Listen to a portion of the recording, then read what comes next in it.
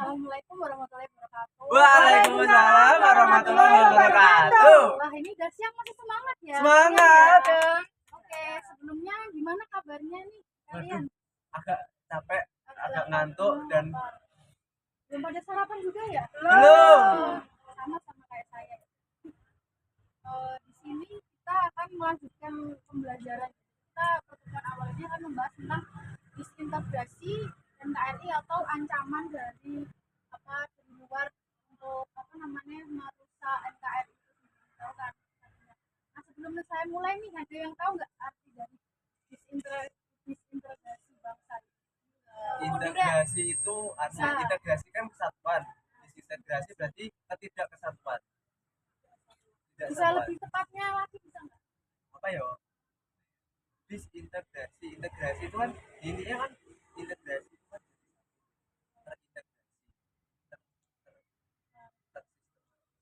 Jadi ini ya, disintegrasi itu intinya adalah suatu ancaman dari luar maupun dari dalam ya, itu yang akan memecah belah keutuhan wilayah atau NKRI dari Indonesia sendiri. Nah, kita itu kan dasar negaranya kan Pancasila sama Undang-Undang Dasar.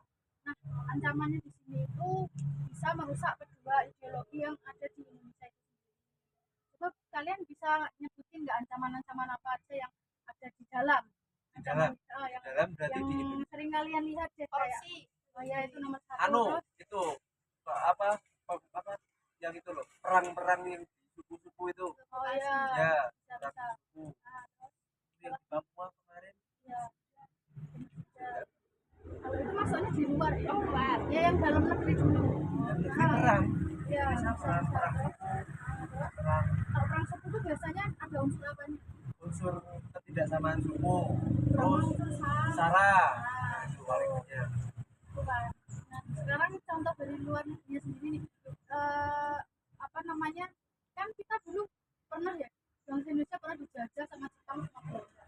Nah, itu masuknya ke contoh dari ancaman dari luar negeri sendiri. Nah, kira-kira saya mau tanya ini, kalian masih ingat nggak Belanda itu menjajah Indonesia selama berapa tahun? Kalau menurut sejarah hampir 300 tahun. 300 tahun ya. Kalau ke Jepang sendiri berapa? Kalau Jepang cuma 3,5 tahun. Ngerti ya ini ya. Terus habis itu ada upaya untuk mempertahankan integrasi bangsa. Ada yang tahu nggak? Upayanya adalah belajar memahami sila-sila Pancasila. Bisa menerapkan sila-sila Pancasila. Ya. Menaati undang-undang. Terus ada lagi apa?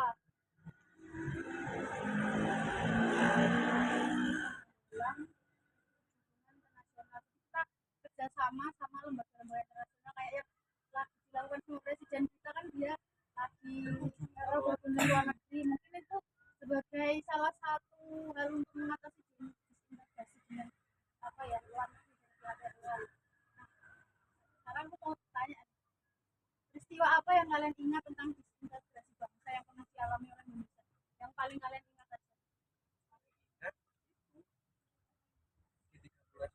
Ya, bisa dijelaskan secara sedikit aja nggak? 30 SPKI itu yang komunis itu kan ya, yang komunis, partai komunis itu ingin mendirikan sebuah bangsa sendiri gitu.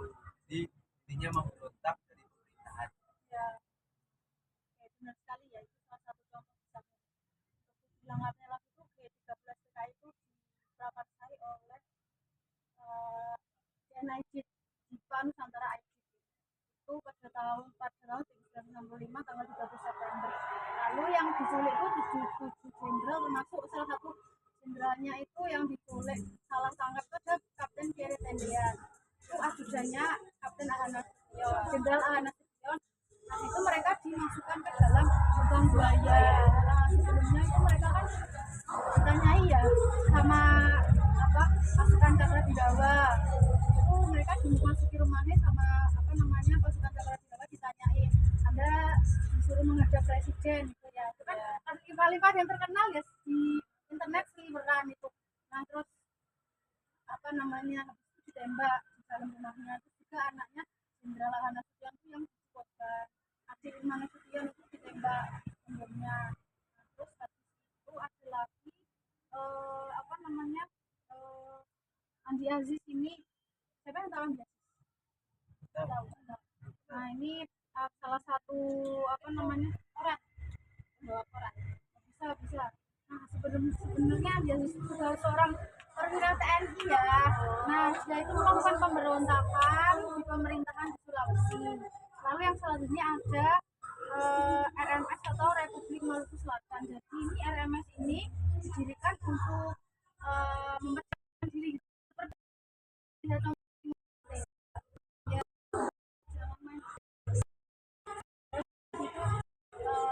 namanya masih didirikan bisa masih kayak Timor Leste. Lalu selanjutnya ada PRRI atau Pemerintahan Revolusioner Republik Indonesia.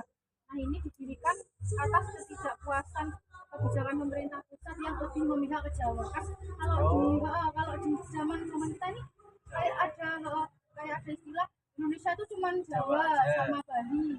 Jadi Sumatera, Kalimantan, Sulawesi, Papua itu nggak dijamah ya sama sekali. Nah ini tuh PRRI sama Mesta ini didirikan karena adanya ketidakpuasan dengan pemerintah itu kan termasuk salah satu pemberontakan. Yang terakhir ada tadi G13 kita itu pasti semuanya tahu lah ya, walaupun ada yang belum pernah nonton filmnya langsung karena nggak dianjurkan juga ya, soalnya filmnya kan keras ya, kalau keras. Nah lalu di sini ada yang tahu nggak upaya untuk mengatasi disintegrasi? Menurut kalian sebagai salah satu generasi emas yang akan meneruskan nih perjuangan dari pahlawan-pahlawan kita, salah satunya apa? Melestarikan budaya. Mungkin Rizky kayak memotongku sama menaati undang-undang supaya kita taat hukum dan tidak menyelewengkan apapun yang kita mendapatkan kekuasaan. terkait itu ya upaya. Bisa kasih contoh nyatanya nggak kalau kita sebagai mahasiswa tuh adakah sanksi yang didapatkan kalau kita itu menyelewengkan apa namanya Ada dapat hukuman mungkin di penjara atau norma sosial, sanksi sosial gitu. Oke, bagus sekali ya penjelasannya kalian. Lalu di sini saya akan menjelaskan peran tokoh nasional dan daerah untuk menghadapi ancaman disintegrasi. Nah, yang pertama tentu saja Presiden dan Wakil Presiden pertama kita yaitu Soekarno Hatta sebagai founding fathers dari Indonesia ini. Tujuannya berperan besar dalam merumuskan besar negara, lalu membentuk pemerintahan dan menyatukan berbagai kekuatan untuk menghadapi ancaman yang ada di Indonesia. Yang kedua ada Jenderal Sudirman ini sebagai Panglima Besar TNI yang berperan untuk memimpin perjuangan melawan penjajah. Kalian kan tahu ya, Hari Pahlawan 10 November itu yang digelurakan Di sama Surabaya itu Bung Tomo kan. Nah itu kan juga salah satu peran tokoh nasionalnya. Lalu ada Sultan Syahrir nih sebagai perdana menteri pertama yang dimiliki oleh Indonesia ya. Itu dia berperan dalam membangun pemerintahan dan membangun hubungan diplomatik dengan negara-negara lain. Ada yang tahu nggak Sultan Syahrir itu selain itu tugasnya apa? Ada yang tahu nggak? Sultan Syahrir itu selain tugasnya itu menjalin hubungan diplomatik, dia juga mengerti rancangan dari ya dia membantu dari Amin 2 atau Amin 1 proklamasi. Lalu untuk peran pemerintah daerahnya itu adalah Sultan Hamengkubuwono yang dari Jogja. Itu juga mendukung penuh pemerintahan RI. Jadi kalau misal daerah itu kayak itu dia kayak cuma jadi jembatannya aja karena pusatnya ada di presiden. Nah, kan ini kita sudah membahas tentang peran tokoh nasional ya. Kalau tokoh nasional itu biasanya berbau ke pemimpinan. Nah, bisa kalian simpulkan nggak kepemimpinannya dari pahlawan-pahlawan itu adalah paling kalian apa ya senangi, kalian minat? Paling patriotisme untuk membela Indonesia itu yang paling peran kepemimpinan paling ini karena satu rela berkorban, yang kedua tidak takut dari ancaman dari luar. Terus juga pemimpinannya itu juga semangat nasionalisme tinggi ya, yang rela mati buat negara ya. Kayak Tomo yang Ya, 10 November, semangat pahlawan, semangat berjuang. terus juga mereka ini ya toleransi ya, jadi mereka kayak nggak merupakan masyarakat lain. Jadi semua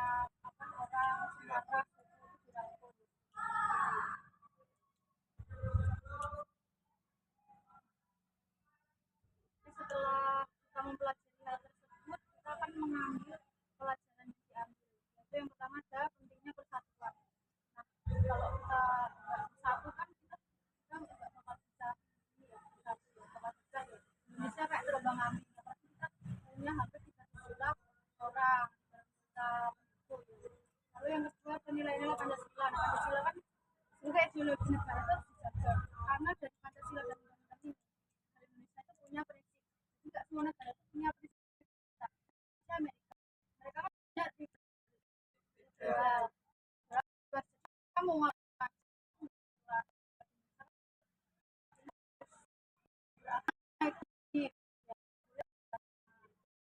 itu toleransi ya, berbeda damai, ya kita harus yang semua tadi itu tugas Indonesia itu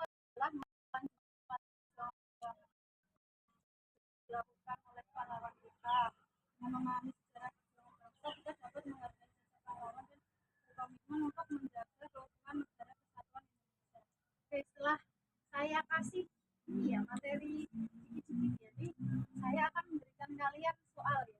Boleh. Secara kelompok aja ya. Ya. Ini aja. Ya boleh. Boleh juga, boleh juga. Ini mau ini sendiri aja, ini mandiri. Boleh, bebas. Ya.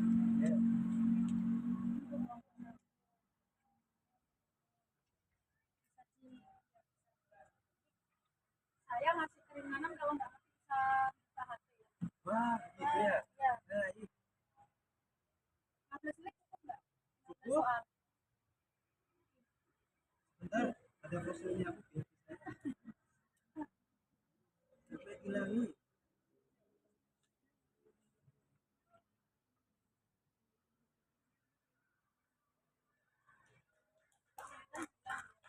Ya.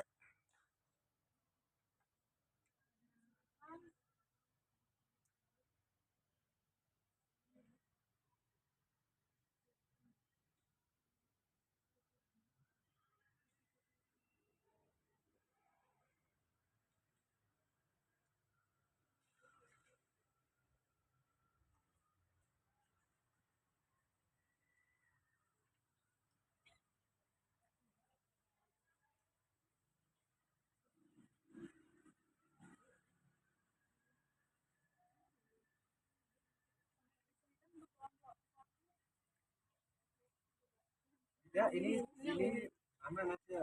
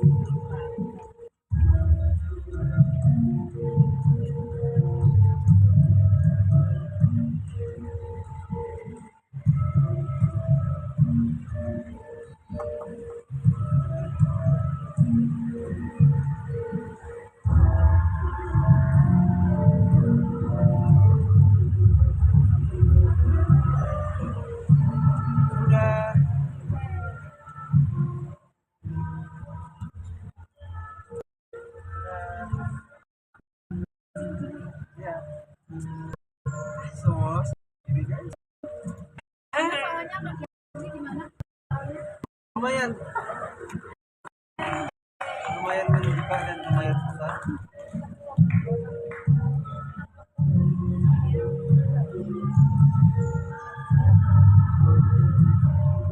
Oke, sudah semua.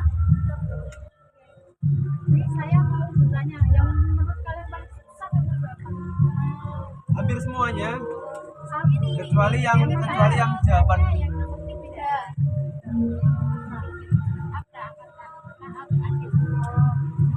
hampir Kalian dari ya kalian kami adalah rajin oleh Desomet. Dalam belajar itu tidak ada yang salah ya. iya tidak ada yang salah tapi kurang tepat. Ya, karena kita mau saling belajar. Ada lagi nggak yang susah? Susahnya medium deh. Yang nomor 12 sih. 2 dulu ya. Iya. Oh, yang JITI itu ya. Pusatnya di mana ya? Itu berpusatnya di Jawa Barat dan dipimpin oleh Kartosuwiryo. Loh, Barat. Iya. Jawa Tengah jawab ya Apa? Allah. Ulet ya sana. Oke. Selanjutnya 12 nomor 12. Apa soalnya? Bapak yang berperan Nasution. Iya, Jenderal. Nah, Benar kan? kalau Benar. kalau Sudirman itu kan gerilya. Ya, Kalau Kolonel Sudirman kalau Kiai Tendian itu kan yang ya, G30. yang Jadi Nasution mungkin aja. Ada lagi kan kelompok dua Udah sih, yang sudah itu aja. Sisanya medular. KMD. Pokoknya jasa bundar itu untuk mengakhiri Dari keterangan pengadilan pernikahan. pernikahan. Karena kan konferensi dia musyawarah itu tadi mana? Mas ya. Punya nomor 5. Nomor 5. Apa Allah soalnya? Akbar. Peristiwa GKI. Jawabnya apa? Peristiwa Orde Baru. Komunis ya sih. Apa? Jawaban yang benar adalah peristiwa G13 PKI membuka jalan bagi Jenderal Soeharto untuk mengambil alih kekuasaan dan membentuk Orde Baru.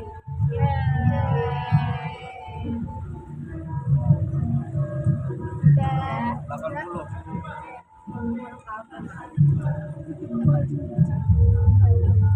dan Di jalan sudah.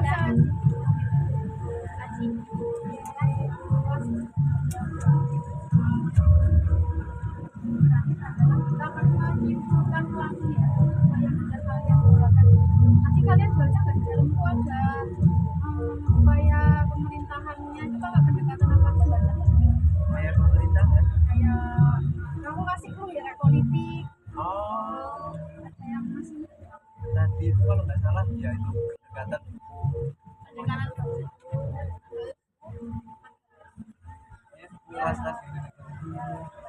terus ada lagi yaitu pendekatan militer, politik maupun kultural.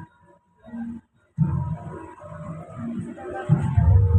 Oke, mungkin dari saya itu saja ya karena ini materi sejarah yang lumayan kompleks.